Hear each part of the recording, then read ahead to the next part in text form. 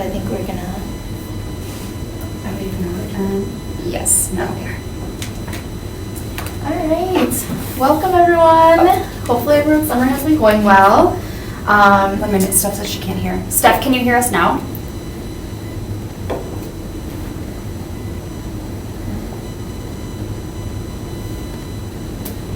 She's not on anymore. That's can't start yet then. We need her. Okay. It says one participant. Does it? I know, but where is she? Oh, read the purchase. Go to. That's us. Oh, that's Yeah. us. Oh. That's a good call. After I said, I'm like, oh yeah, I remember seeing that when I first logged in.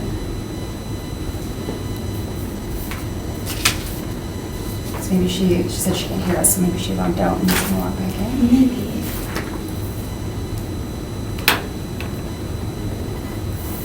But we're not live yet, right? Oh, there we go. Oh, okay. Oh, we are recording, but it's fine. Hey, Steph, can you hear us now, Steph? Yes, I can. Yay! We're Okay, okay. we're up and running then. All right.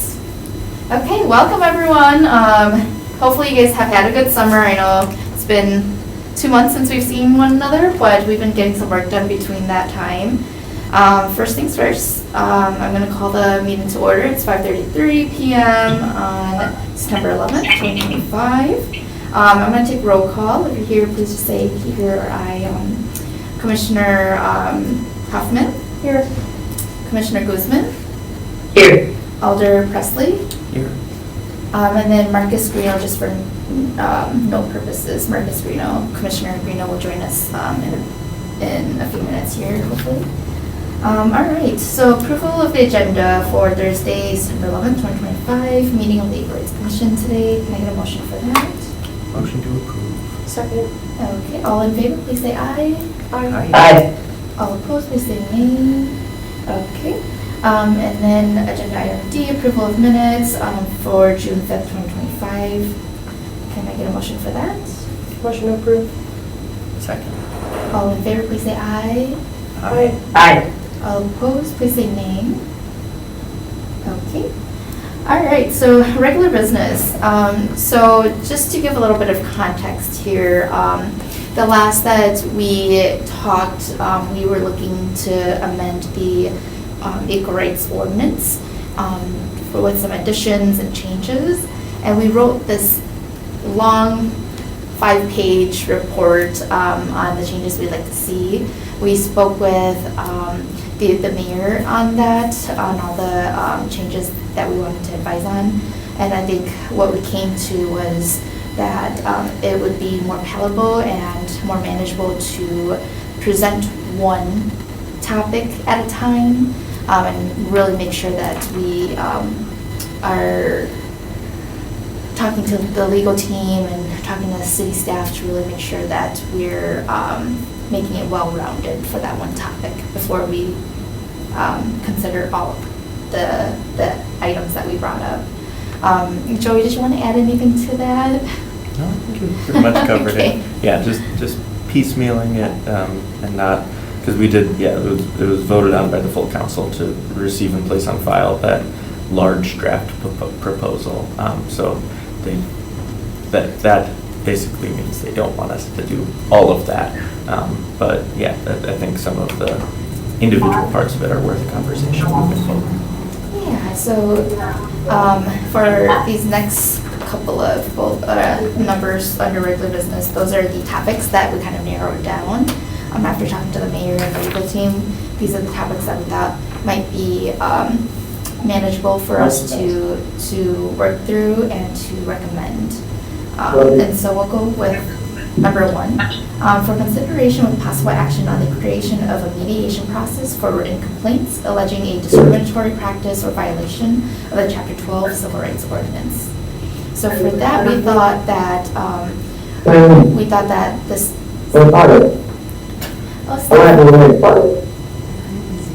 Oh, there you go. So for this first topic, we thought that it would be still good to see if we can somehow find a intervention before things go to the legal process. And then people's records are ruined and it gets harder to get housing because of that, etc. So I think that was the purpose of that. But when we talked to legal, specifically Logan, he's the assistant city attorney, he shared with us that, maybe if we can kind of flush through what the process might look like, who might be involved, it might give him and his team a little bit more of an idea whether or not this might be feasible for the city. So I think I'd like to spend a little bit of time discussing that. If we need more time outside of this, we can obviously continue the conversation later on too. But yeah, any ideas, any thoughts on this topic right now?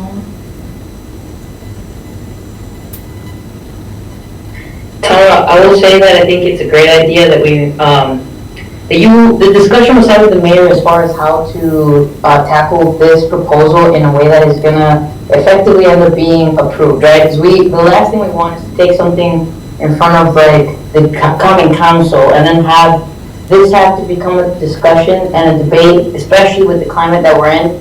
I do not. If we can give them less things to work on, I would be okay with that. And I think putting it up into pieces not only gives us more control on the narrative and what we want it to be with our voices behind it, not other people's. I think it also is strategic, and I think it will help us actually get most of the things that we want done. I think that it also allows for a conversation. That way, people don't feel like we're coming up here and demanding or whatever. It's a conversation, and I think that it allows for a longer, long-term project than just like, okay, fast solutions right now, because I think eventually that doesn't end up being helpful. So I think it's a good idea to split it up, and I think it allows us to discuss at these meetings what is the most important thing, what is a priority, and then tackle it that way, So I'm all for that. When it comes to how we want to tackle that, I think that's going to be the smartest way. Thank you, Chair. So with this, there's two sort of ways to imagine it, I think. And one goes with the second part, because if we were to expand protected classes under the Civil Rights Ordinance, then that would effectively mandate us to have some sort of mediation process, because if we expand a protected class beyond what is already covered by state and federal law, then there needs to be some sort of remediation if somebody violates the rights of somebody under that protected class, which would have to go through legal or potentially through us. So I think that's one way of thinking of it, is like this would be the mediation process that we would need to statutorily establish so that we can actually include the other part of what we want to do here. Or like you were saying, whether or not we change what protected classes are, which I think is a bigger conversation, having a first step towards a mediation that doesn't involve, like, if there's a housing complaint, I've gone through the HUD process, and it took them like 9 months to get back to me about a very simple complaint with the landlord. So this could be potentially us saying, okay, we wouldn't have the power to subpoena. We wouldn't have necessarily, probably not the power to press charges, or not press charges, assign a fee or anything like that. But I mean, potentially, but that would be sort of a more involved version of this. But we could have simple mediation. So yeah, that's the two sort of ways I imagine this going, based on what you've said in your conversations with our legal staff and the conversation with the mayor. So I think we just have to think about which direction we want to consider, which is going to be acceptable to the council, which helps our mission as an Equal Rights Commission, and which is best for the citizens of this community. Yeah, so what I'm hearing is that the commissioners are in support of mediation type of process, and then also there's two pathways to think about it. And I wanted to kind of share, I forgot to add in that Logan also stated that right now, currently, what they do is any complaint goes to contracted organizations outside of Green Bay. And I think Joey Alder Presley brought up a really good point that it takes a long time to get a resolution. So I think that's one of the key leverages that we can have to really fight for this change in the ordinance, is that we can shorten that period and find a resolution a little bit faster. But yeah, with the two pathways of thinking, I don't know which one is better or which one is right. So, I mean, unless any other commissioners have thoughts or comments on it, I mean. Yeah, I just think the process of taking more steps to escalate could be beneficial, especially saying like, if we had to like, break it down so we can eventually like reach our goal of these are like the main things that we want to pass through council. If it takes more steps to get there, I think that's a good idea. So, I think for this topic then, I think one of the things, if I can. yeah, absolutely. In, You don't even have to raise your hand, just. I like to follow rules. But I forgot what I was going to say. What do you imagine as like the steps a person, like if we can walk through the story of a person going from complaint to resolution under what we want that to look like? What does that look like to you? I kind of have an idea of how it looks to me, but like, so let's imagine what is some sort of complaint that somebody could have that they're oh, go ahead. Oh, I was gonna say, when it involves discrimination, that's a tough one. Do you think it would be like something along the lines of, if we're talking like housing for an example of like I live in the same type of apartment as my neighbor, and like, I'm a person of color and then my neighbor is white and my rent got like raised more than my neighbor. I don't know if that's a realistic example, but. Or Yeah. denial of renting. Yeah, if a landlord- denial of renewal, and like, maybe they've There you lived go, there yeah. same amount of time or anything like that, but like similar situations, but the person of color did not get their lease renewed versus their white neighbor, like Yeah. something like that. That's a really good example. Right. Yeah. Or any number of protected, a pregnant woman doesn't Yeah. get her lease renewed or something like that. Yeah, okay, Yeah, so yeah. starting with that example, they have that issue. If they're going to go to the, I think there's what is the Wisconsin? Fair Housing? Yeah, fair housing Yeah. organizations. Yeah, for Wisconsin, they go to there, that's gonna be a long process. So instead they go to us, what do we do with that? Mhm. What do we imagine happens next when they, let's say, even we have like an online complaint form or an anonymous complaint form or something, how do we take that? We meet once a month. Does that come on our agenda and we talk about it? Do we immediately reach out? Like, I want, just so the legal team, if we refer this to staff, has an idea of what they're looking into in terms of capacity, what we can do. I want to know what we want to do. Yeah. Is this something we would like be willing to like hear like every month, like, kind of like bring this into a meeting, or like, would it be something that like, maybe we'd have like a committee or subcommittee or something, like another body outside of this that they can hear it? Just, like, if the meeting happens once a month and, this like person can't make it, or like, if we have other things to talk about on the agenda, like, it's like we would have to make time for those things and this, and like, definitely like want to give them the time that they need and deserve for that. But I almost feel like it would be a better idea to keep it outside of a meeting, but I don't know what y'all are thinking about that. I mean, so there's a precedent in other committees that they hear complaint type Oh, things. okay. I mean, so like, on the Improvement and Services Committee, if somebody gets this bill for some city service rendered, they can go to Improvement and Services and say, I don't want to pay this. And that's a different situation, but like, and then that committee makes a decision on it, which then goes to council.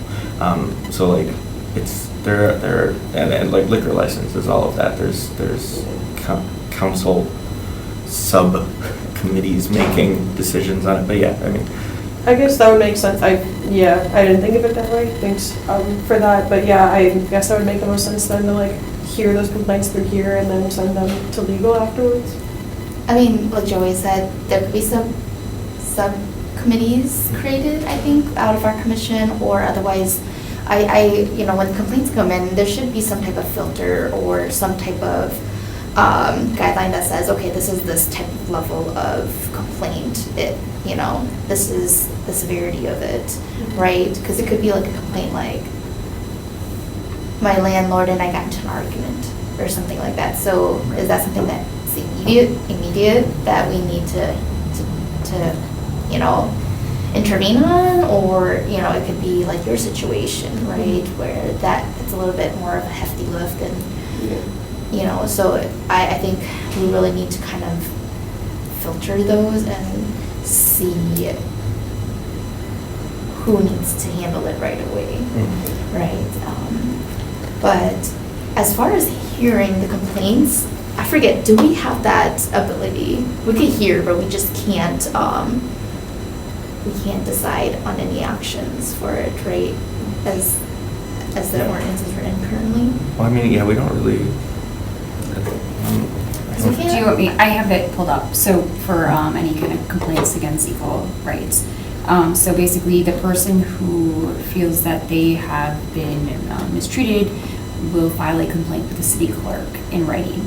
And it has a whole list of things they need. They need the date of when it happened, who are the involved parties, address and telephone numbers of witnesses. There's just a bunch of information that's required. And then the city clerk reviews the complaint. They have to provide a copy of a timely filed complaint to the city attorney. So it doesn't say in here like what that timeline is. I have a note that's something that we can ask law about. But it says in a timely manner, they need to file the complaint with the city attorney for preliminary review and completeness of the jurisdictional determination under subsection C. So subsection C then goes into like the EEOC and HUD. Our city attorney cannot do anything with those. They must refer those cases to the correct agency. So it would have to be something that falls within the city's jurisdiction to be taken care of at this level. Right. One right now, there isn't yeah. anything. Right, yeah, so that's kind of the other thing. Yeah, like if we're trying to add mediation in there, like where in that process Right. would we fall? Yep. Like would we fall before the clerk would send the complaint to legal or before legal would refer out? Right. Well, it seems like from what you said, that there isn't a place for us to fall in the current. Yeah. I mean, unless clerk, when it goes to city clerk, I don't think you want to change where somebody would submit a complaint. That doesn't, like, that's the clerk's job to Right. take those complaints and then file it legal. I don't know if at that point legal would have an option to decide like this isn't really something that we would send to HUD or the EOC. So at that point, that's something that would be a question for law department. Right. But yeah, so basically clerk's office is where the community member would go. Clerk's office files it in a timely manner with city attorney decides how to handle it from there. So that's the current way it is, so. Oh, man, I feel like there's a couple things that I would definitely like to circle back as far as what I think could help, because even I didn't know that was the process, right? And I'm an English speaker that has lived in Green Bay for like a while now. So I guess my question to you, and maybe it's something that needs to be referred to as legal, is in our roles currently right now legally, what is the involvement that we can have with these complaints? Are we allowed to sit down and help them fill out all these things? Because just you talking to me about, you need the date, you need witnesses, etc. It's already hard to speak up, right? So I know that a lot of these people will not have witnesses, because I know that when I tried to make my own report about some terrible things happening in my last job, I had to have witnesses, and it's kind of funny, but if I would have literally asked for these people to be my witnesses, they were working with that person. You know what I'm saying? So it was not going to work out. And so when we're talking about making complaints about the police, making complaints about, etc., XYZ, I think it's going to be really difficult to get a lot of these things to become actual legitimate complaints when we are not going to be able to get all those things.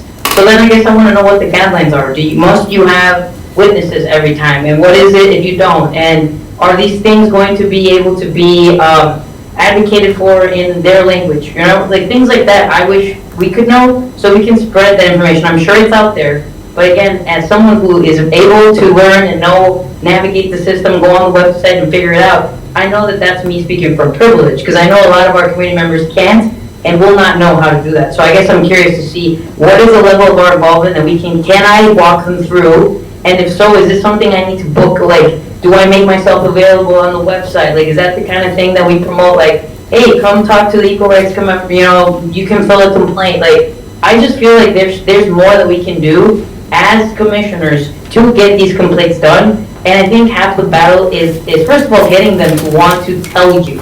I know that that's the hardest thing and they have complaints. They just don't want to tell you because it always bites them. And right, it always ends up hurting them, X, Y, Z. So then once you get to someone that you can trust and you can actually give the complaint to, legally, how involved can we get? Because I think that's like something that I personally would like to know, because there is the way that I get involved unofficially as just your regular common citizen, and I know what I do there. But in my role as commissioner, I would like to know what I can do in that role, legally, you know? Just to make sure, because I know for a fact that I can sit down and help people fill out paperwork, X, Y, Z, but maybe that's not what I'm supposed to be doing.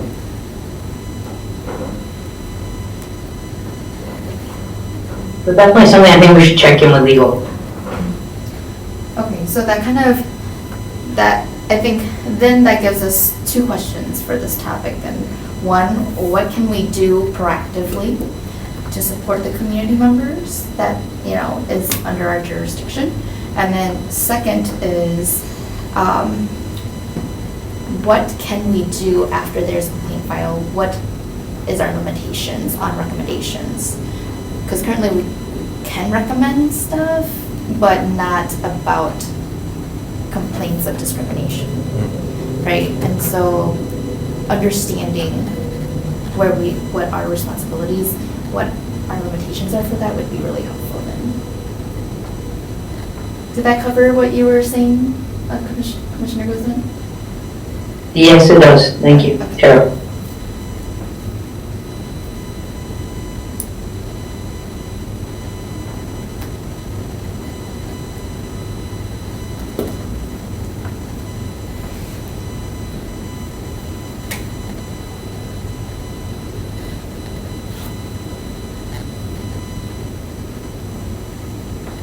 Yeah, I think after talking to Assistant Attorney Logan, he did ask, you know, what's our vision for this process, and what's our level of involvement that we picture for this process.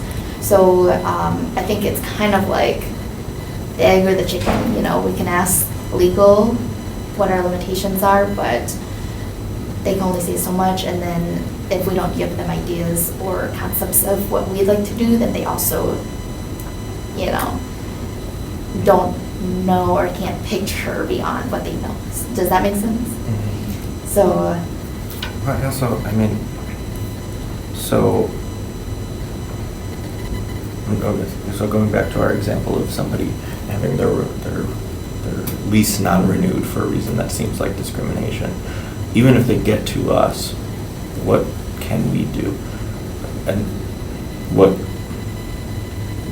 so the idea potentially is having us be able to address things faster, but can we address them as thoroughly as, you know, fair housing, you know, what is under the law already? I guess I'm wondering what we add to this if we do hear complaints. I mean, what Steph brought up of, like, you know, just being able to write and submit a complaint can be a barrier in and of itself to even come to like a conclusion and like a remediation for the discrimination complaint. So I mean, like, is there any way that we can almost even like come like before the clerk of like, we can like help make sure that they have all the information, and we can just be like one step before, it's almost like advisory for people that are writing complaints, just to like support them through the process, especially if they don't have witnesses, just make sure that they have all the right details so that when the complaint gets to the clerk, they're not missing anything that puts them even like a step further back and makes the process take even longer. So I'm wondering if there's any way that we could fall before the clerk in that line, because then, I mean, we're not even getting in the middle of, it has to go to the clerk, it has to go to legal, it has to go to fair housing. I mean, if like that's an option, that's the thing too. I mean, like you mentioned, if we could come up with an idea, bring it to legal, they could tell us, oh, that's out of your range. I mean, it's something. Yeah, no, that's a really good point to make.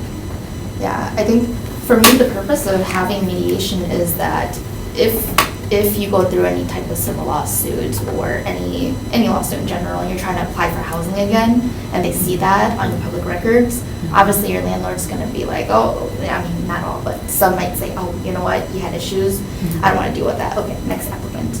So, I mean, and we'll never know that, right, but, you know, there's possibilities of that, and talking to other organizations in town, they've had members who've, you know, once something is marked on your public records, it's hard to really get by that. So that's kind of why I think this is really important, you know, make sure that we do educate them, make sure that they have all the information they need, and also that they're prepared for whatever else is to come. But also if we can stop it before it gets through any public records or legal aspects of things, that'll be really helpful. Maybe it's just a misunderstanding, maybe it's just barrier language, maybe there's other things that are factors in it that we can help them resolve. So I would say, yeah, I guess if that's what if we want the angle of like not having it be on somebody's record, so we mediate it to the best of our ability first before it gets passed on. First question I think would be, is that something we can do? If a complaint goes into the clerk to the attorney's office to review, can they send it to us rather than whatever the designated organization is at the federal or state level to mediate that?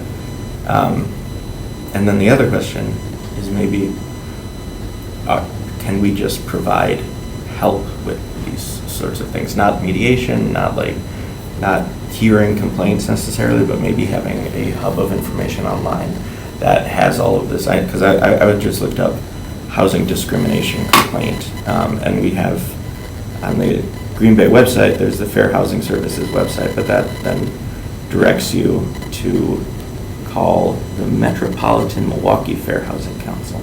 There's a statewide intake line. So like maybe if we can, I don't know, condense some of that information, and that can be, or have an online intake form, something where we're not actually mediating, but we are helping them get to where they need to go through us. Kind of like an advisory or like a resource, like just like it. I know like the thing that we've had before is that we can't actually like, you know, do anything about the issues, but we can act as like advisory. Like we're not like making things happen, but we can like give advice and information and help people move along that way. We can develop brochures. We can request web content. That's all a possibility. But yeah, I mean. I think that, I mean, that's something that might be already something that we're able to do. It might fall under the framework of education. Right. So I think that might be something that is very possible that we can already do. Right. However, I kind of, I'm going back to Stephanie's example of, you know, we are going to have community members who, even if there's a million resources or web links that they can click on, it's going to be hard for them to really navigate through, to feel like it's trustworthy. And then I think 3, I think when it goes through the clerk or legal, I think they have a certain perspective that they need to think in, and they're not as creative, or they can't be as resourceful as they'd like. So it'd be helpful for us to say, hey, maybe this is an alternative, you know, to whatever you guys are recommending. Okay. Right, to give them different ideas, perspectives, and alternative resolutions. But yeah, that's my take on why mediation would be really important. But I absolutely do think that we can definitely do better with condensing and centralizing information that is more accessible to the community. Yeah. We'll need in multiple languages, all of that. Yeah, exactly. Yeah. Seeing if we have some budget for even hard copies of stuff, drop it off at resource centers, etc. Things like that. I feel like that would be physical copies at resource centers, just because if like people don't have access to like, you know, Wi-Fi or the internet or like a computer or a phone or something, they can see that in the wild somewhere. Yeah, we've even had situations where people can't get library cards to use computers for free at the library, you know, due to residency or not understanding the process. So yeah, it'd be helpful to make sure we tap into those resource organizations. Definitely. Yeah. So, all right, so just to help Andrea out, because she's the one that's gonna be going back with all this information. All right, so we have a few questions for the legal team. Yes, I've got them all written down. Perfect. Yeah. You feel confident with that? Yeah. Okay, and then what we need to do is kind of, I guess, make a motion to refer back to staff, right? But what would that motion be? To Refer to staff's Refer- Assistant City Attorney Logan Wood, good. I think we can just say refer to staff. That's it? Like Okay. refer the questions to staff. Nothing very specific, that's Just refer to staff, yeah. Okay. We were asked to put more detail in Oh, there, so never I mind. will put in there. I just thought of that too, I'm like, I don't think anyone else knows that. So yeah, so if you want to refer to staff, I would refer it to Assistant City Attorney Logan Wood. Okay, so then, do we have any further comments or conversations that you guys would like to have around this topic? I think, I'm, again, just trying to picture what the process looks like. So we get to the point where, assuming that we can, the complaint comes in, goes to the clerk, goes to the city attorney's office. They say, this seems like something the Equal Rights Commission can handle. They refer it to us. It appears on our agenda. What do we want to be able to do? If it's that situation of the person who thinks they were discriminated against or has an accusation of discriminatory landlord behavior, do we ask them to come in to one of our public meetings, just like this, and also ask the landlord to come in and have a conversation and then issue a non-binding, basically, hey, this seems like, in our non-professional, non-legal opinion, this seems like discrimination that would be covered under the Fair Housing Act. So this could be escalated unless, hey guys, be real cool and don't discriminate type Is thing. there any chance of retaliation from the person discriminating, especially landlords? I worry about that. Right. Well, because, Yeah. we would, if it's an Equal Rights Commission regular meeting, then it is a public meeting. It's not Yeah. I don't think we can go into closed session over something. Well, maybe that's another question. The whole page, yeah. Yeah, I think for me, it wouldn't be us that are the people who say, hey, can you come in and meet with us? I think for me, it would be recommending alternatives, like legal, what is your stance on this? What is your resolution? And then giving them ideas and recommendations on how to handle this. Okay. And I think that we should give people a voluntary type of chance to say, you know what, I don't want to have it escalate that much. I'll just come in and figure that out. Maybe they come in and say, I didn't mean to say that way, whatever, figure it out on, a regular community level. So I feel like, I don't know, I feel like. I think that is a great way to see it.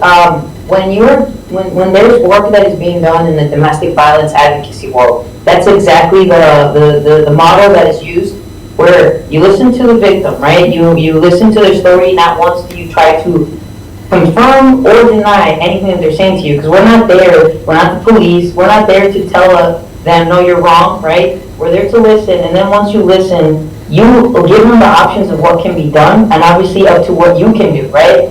For example, if you're there as a therapist, you let them know, again, that rule where if you're going to hurt yourself or hurt someone else, that's when we break confidentiality. However, anything outside of that, if you're not going to do any of those things, everything else stays here. So it's like, once you establish those things right away before you start the session, and then you go into like how can I put it, the options of what you can do next, that gives them the, pretty much all the decision-making power. You're empowering them to decide what to do, and that way if they want to escalate, they can.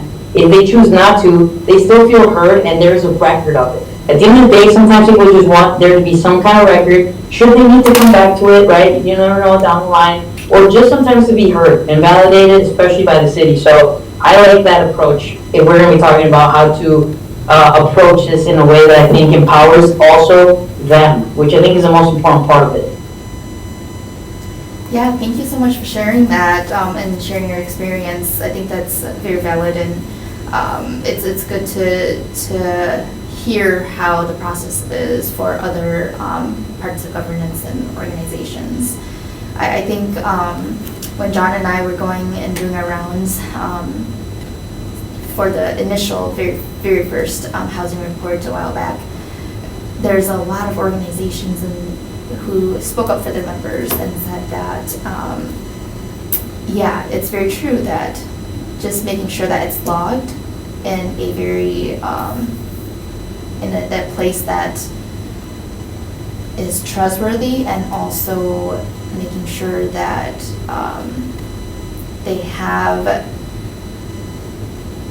all the resources they need. Oh, what was my point? There is a big point to this. Sorry, it had to do with what Stephanie was saying, but basically, you know, the community members that we spoke to, they said that there are points in time where they weren't able to express exactly what they wanted for the resolution.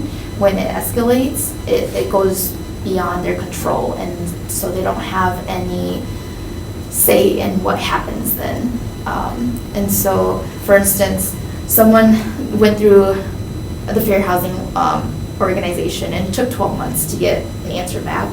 But the solution that they had was to work with one of the local organizations here to get them some language translation. So things like that, like we could already have done that the very first month. We didn't need to wait 12 months to get to that resolution. But also they didn't ask that community member, like, is that what you want? Do you want a person to translate for you? Like, that's not very helpful for them, right? So all that to say, I think that there's validity in mediating and hearing the complaints. I agree. I think the part that scares me is people trying to make it seem like a power grab. I'm like, there's nothing more noble than people volunteering, because people need to remember, and I'm saying this on record, these are positions that are not being paid, right? So then, for example, if anybody wants to, at one point, volunteer their time as a commissioner to hear a complaint and validate it and just send it where it needs to go, I don't know what could be more noble. And it shouldn't be seen, and because I know that there was some kind of like controversy, or at least there was a tone of it that was trying to, like, people were trying to demonize in a way what we were trying to propose when we made our proposal. That was literally just like first draft. And so I just want to reiterate, I think this is something I think as a commissioner, if there's anything from that whole thing that I want to make sure we don't lose sight of, it is the power to hear complaints. I think there's nothing more amazing than being able to be heard and validated. And I mean, I'm not trying to bring color of skin into this, but I mean, as someone who, as you know, laws are constantly changing, and not everyone's going to be protected the same as others, and this is from the Supreme Court all the way down, just because of color of skin. I think it's more important than ever to address these things of what we do have control of here in the city. And I think that if there is any way we can help, and someone can come to me and speak in my language, and I can help just relay the message where it needs to go, I think it's worthy of the time and the discussion and the debate to have this be heard by our Common Council. Thank you, Commissioner Guzman. I really appreciate that. All right, any further discussion for this topic? Do we have what we need to help the staff? I've got all the questions to start, so I feel like that, I mean, as far as if that's what you want to do is refer to staff, I have Yeah. all that information. Okay, great. So now at this moment, I'm going to ask for a motion to refer to staff then. So moved. Second. Okay, perfect. All in favor, please say aye. Aye. Aye. All opposed, please say nay. All right. Okay, so number 2, for consideration with possible action, adding a protected class under Chapter 12 Civil Rights Ordinance. So for this one, I think we reviewed it again, and I'll just read the protected class. Refresh everyone's memories. Okay, so it says protected person means any individual intended to be protected from violations of prohibited discrimination under this chapter. This includes protections afforded based on an individual's actual or perceived sex, race, religion, creed, color, national origin, ancestry, age, disability, lawful source of income, marital status, familial status, sexual orientation, gender identity, gender expression, gender nonconformity, transgender status, past or present military service, status as a victim of domestic abuse, sexual assault or stalking, or an individual's affiliation or perceived affiliation with any of these categories. And lawful source of income means income that is legally derived and that is subject to reasonable and good faith efforts to verify the lawfulness of its derivation. How do you say that? Derivation. Derivation, okay. And includes monies received from public assistance, pension, and supplementary security income. So that one, I believe, when we proposed an amendment to the ordinance, there was a list of different protected classes that don't fall under federal and state that we were looking to list. And I think after talking to the mayor, there wasn't one that was particularly very apparent that needed to fall into this that wouldn't be, or that wouldn't be already in here. So I don't think that, I know there was one that he noted, but I just can't remember what it was, but yeah, there was one that he noted that maybe it could fall in there, but the ones that we presented in the report, I don't think at council there was no conversation on that, and then, yeah, so it kind of just was tabled. And so that, I just wanted to kind of get everyone's perspective. Is there any missing protected classes that we need to consider for the ordinance? We had originally proposed citizenship status, criminal history, language use and accent, and physical appearance and body size. Yes. As potential, and those are all outside of what is already covered. I think that in the current climate, any more protection we can give at the city level would be helpful. I think that, like, you know, all of our community members deserve to have protection, and if they're gonna take that away from the top down, I think we should come down hard on, we are gonna stand with everybody in our community. And if it starts with, you know, adding more people to protected classes locally, I think we should do it if we can. And we do cover, I mean, all of the ones that you just listed are all, Yeah. even if federal strips that away, it will still be covered in our Yeah. ordinance, in our civil rights ordinance. So yeah, but I'm not, of the 4 we listed or others, I'm not sure exactly where. I wouldn't recommend saying, let's try to cover all of these, I think, but if we have a consideration of one that we want to focus on right away, but I don't know what that is. I feel like maybe we should move that to the next meeting and have a further discussion on that, give people some time to think about that. I really think that it's valid what you said. It's very important now more than ever that our community members do feel safe here. So I think, why don't we, I'll make a motion unless Commissioner Guzman has anything to say on that topic right now. I think, yeah, go ahead.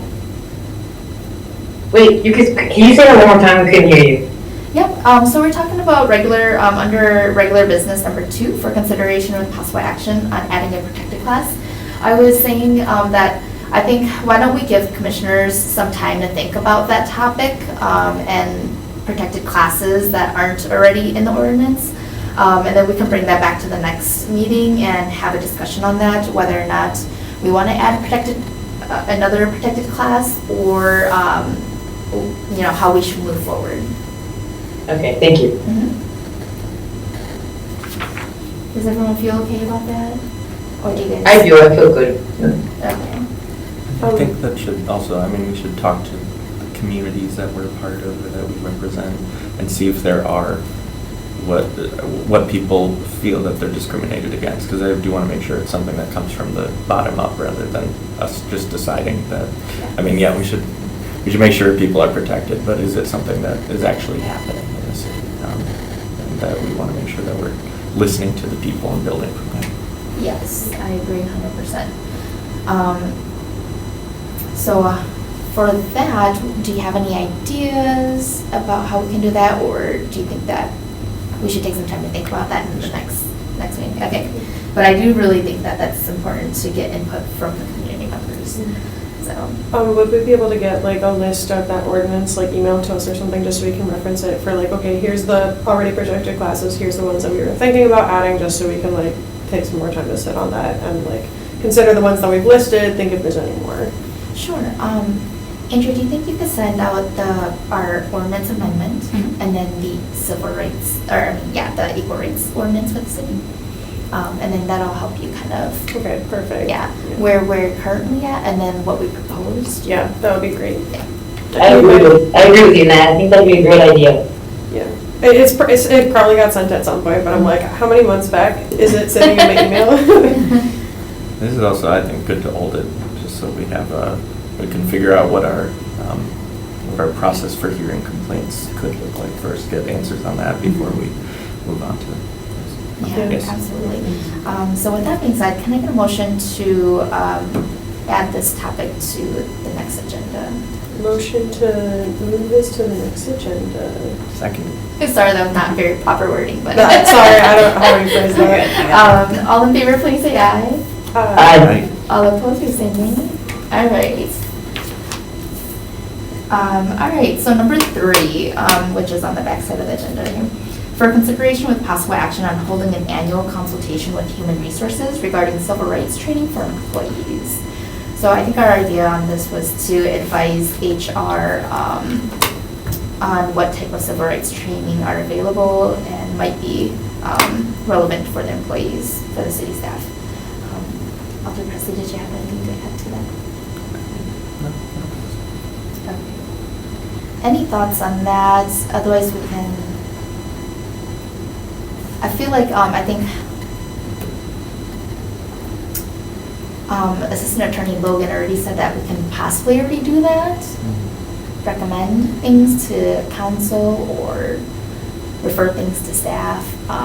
So that might already fall under that. But I think, let me see, let me think about this a little bit.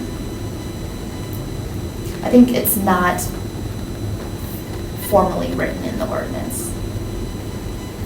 So I think that's. It's not, but it would just be a recommendation, and that's why it doesn't necessarily, because that's just kind of the power of a commission is to give recommendations, and then the staff or common council, whoever can do what they want. So it would be referring to staff, it would be either law or HR at that point. Okay. I think my idea for that is to have it formally written, so that Okay. it's something that is someone's priority, is the commission's priority. But I think, right now, we do somewhat have that in the ordinance. Right? Fall under education. Yeah. But I think, for me, I think I was hoping that it'd be more formally written so that it's something that's not overlooked and something that's important. Yes. Civil rights, I like the civil rights training angle, because civil rights covers a whole breadth of things, from labor rights to anything. But I think having those sorts of just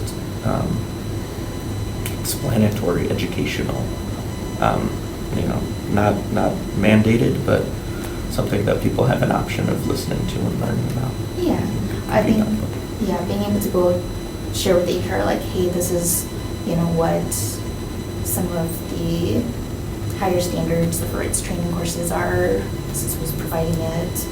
This is what we prefer, rather than, some organization that has no formal education or training on it, and they're providing training just because they got a grant to do it, something like that. So. So with that, I think I would probably ask for a motion to refer that back to staff to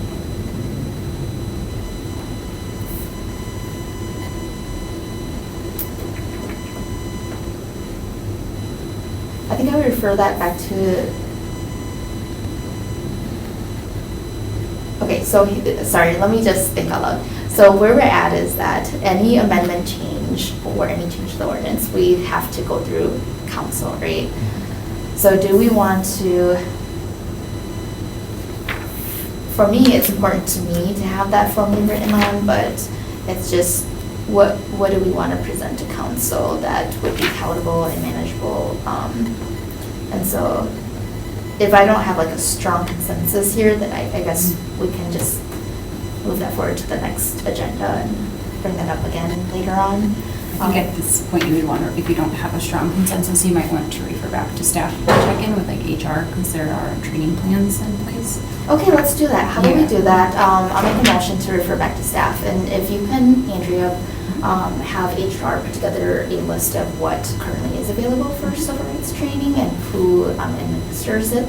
Yes. And also if we can see how many employees even go through that training. Yes. I think that would be really helpful. Okay, thank you. Yeah, so I'll ask for a motion to refer back to staff. But before that motion, does anyone else have any conversations or thoughts about this topic? Sounds good to me. I love it. Okay. Perfect. Can I get a motion to refer back to, refer the holding an annual consultation with Human Resources regarding civil rights training for employees, to refer that to staff? So moved. Second. Second. Okay, all in favor, please say aye. Aye. Okay, all opposed, please say nay. The ayes have it.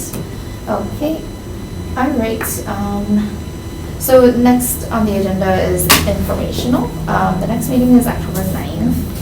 That is, just take a look, the second week of October, the Thursday there.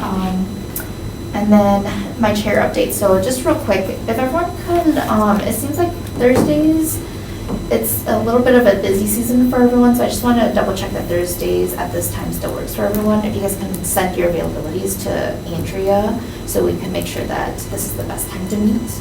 That would be really helpful if you could do that within the next week or so we can get that figured out. But as of right now, the meeting is still on October 9th there. I do get paid to be here, so. Oh, okay. Not really. We still want your availability, so. Yeah.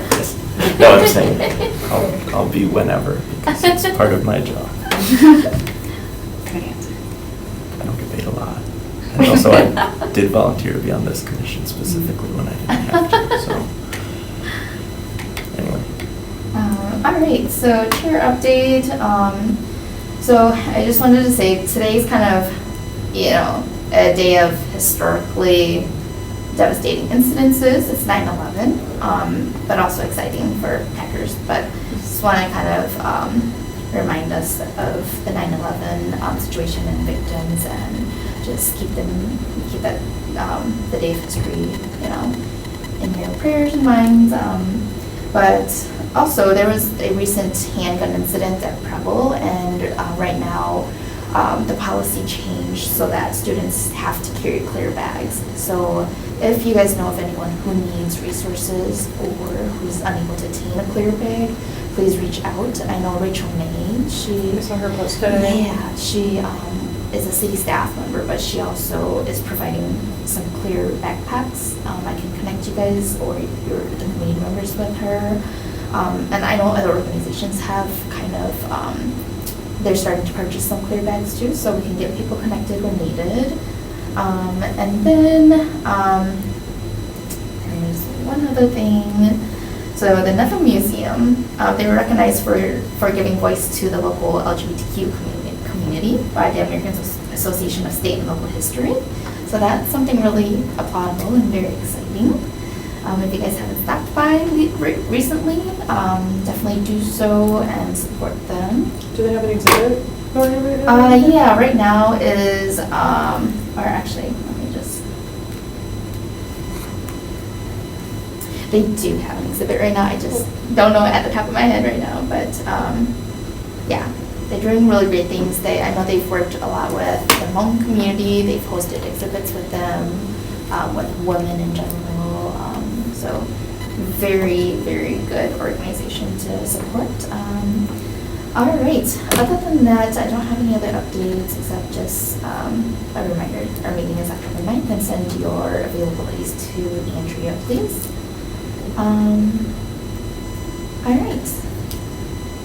Any announcements? So I just wanted to announce, even though this year I'm not a part of the committee, you guys know that I was one of the founders of the festival Estamos Aquí, so I would not be doing my due diligence if I didn't invite you all. Yes. This is going to be taking place on Saturday. It's going to be at the Widener. Rogelio's in it, and I know you guys all know Roy, right? Still going to go support because I think there's a lot of local, small local businesses that are going to have their opportunity for the first time to get to be there. You're going to get the opportunity to get to try some new, like for example, taco trucks that they've been preparing for almost a full year just to be able to show up on Saturday to the event. So very exciting that there will be some new people out there. And this is a good opportunity to showcase some of that talent. I do believe that this year there's also going to be, they're going to do an art gallery, which I think is super exciting because there's also a lot of new artists from the schools that were selected to be able to showcase some of their art. And you guys know that some of the more realistic stories about what's going on in the city are from the youth. So I invite all of you guys to go check that out. There's also going to be a car show, which I always invite everyone to because I feel like it shows you a lot about the culture as well of a lot of the Latino community here and the love that they have for their cars and the art and the detail. A lot of it tells a story, so definitely inviting you to that. And definitely there's going to be a soccer match. It's going to be the Green Bay Police against youth from the community. So if you want to see the Green Bay Police get their butt kicked, I recommend you go to this game. It's at 12 p.m. You do not want to miss it. So anyway, I'm super excited about the event and invite all of you guys. Yep. Thank you, Commissioner Guzman. Yes, that is an exciting event. I got to go the past 2 years, and it's been amazing just to see the diversity in our community, and I especially And I like. think more importantly, it showcases the Si Se Puede, right? I remember when this thing was coming to be, everyone kept saying it's not gonna happen. Not a lot of people are gonna show up, and like I think what I'm really excited to see is that not only has it happened, it's grown. You know what I'm saying? And eventually, hopefully, makes its way back to the city. So we'll see. But definitely invite you guys all to go check it out because even though this year I'm not going to be on the stage speaking on the mic like you guys have seen me in other years. I'm going to be taking that seat in the back where I'm trying to see where can we improve, right? So definitely, if you guys see anything, please let me know. Give me the feedback. Thank you for the announcements. Yep. Any other announcements, events? New Pride is next weekend. I just found that out today. I knew it was coming up at some point, but the 19th and the 20th, it's going to be at the Brown County Fairgrounds. I know they are still looking for volunteers. I'm not sure that I will be able to, but if anybody knows anybody, they've got a Facebook page, and then I think there's a link to a website. So yeah, definitely a cool event that they've got going on there. Thank you for sharing that.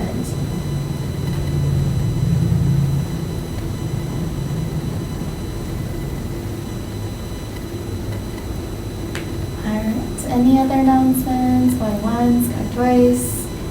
All right, thanks for coming, everyone. I'm gonna ask for a motion to adjourn at this point. Motion? So moved. Seconded. Sounds like everyone's in favor, but I'll ask just in case. All in favor? Aye. Aye. All opposed? The ayes have it. The meeting is adjourned at 6:30 p.m. Good timing. Yeah, what do we- Oh, you hooked it on your chair. Oh, I sure did. Yeah.